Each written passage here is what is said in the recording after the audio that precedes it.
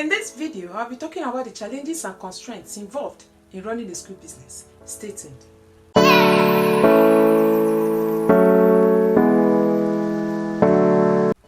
Welcome back.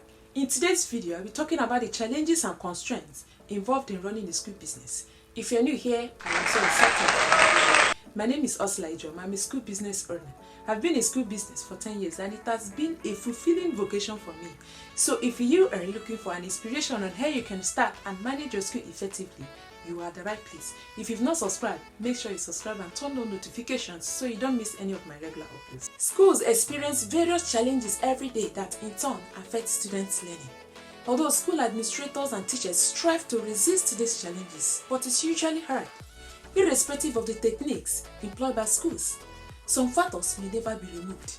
This notwithstanding, schools must work towards reducing the effect of these challenges while improving students' learning. Challenges involved in running a school business. Number one is lack of funding. Funding is a crucial aspect in providing a quality education.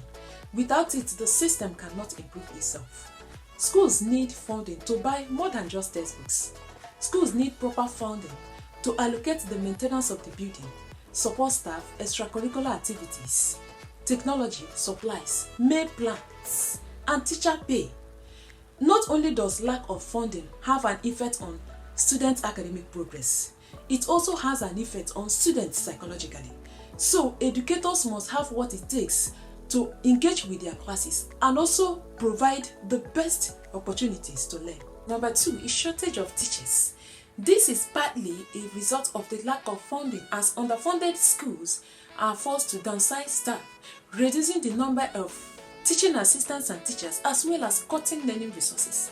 As a result of reduced staff, teachers are asked to take extra duties, from teaching additional subject and lunchtime supervision to cleaning and other chores, combined with the growing class size. To deal with this problem of shortage of teachers, schools must create strategies to reduce teacher workloads and also pay them salaries that commensurate with the value of the important work they are doing. Number three is lack of parental assistance. Parental involvement is crucial to educational success. Parents who take time to prepare their children before school starts and remain involved throughout the school year will definitely enjoy the benefits, as their children will succeed. On the other hand, parents who are really involved in their children's education have a notable negative impact, and this can be really disappointing for teachers. Most times, these children are often lagging behind when school starts because of lack of orientation, and it becomes really hard for them to meet up in class. These parents are usually of the opinion that it is the school's responsibility to teach and not theirs, when in reality, both parties have a role to play in a child's success.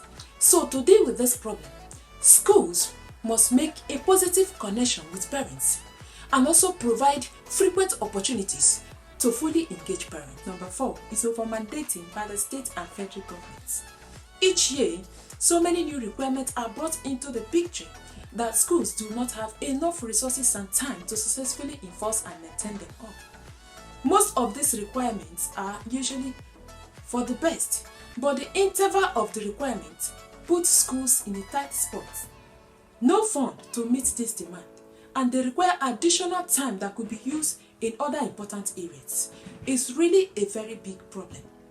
Schools need to be flexible enough to meet the government's demands. I hope these tips were helpful.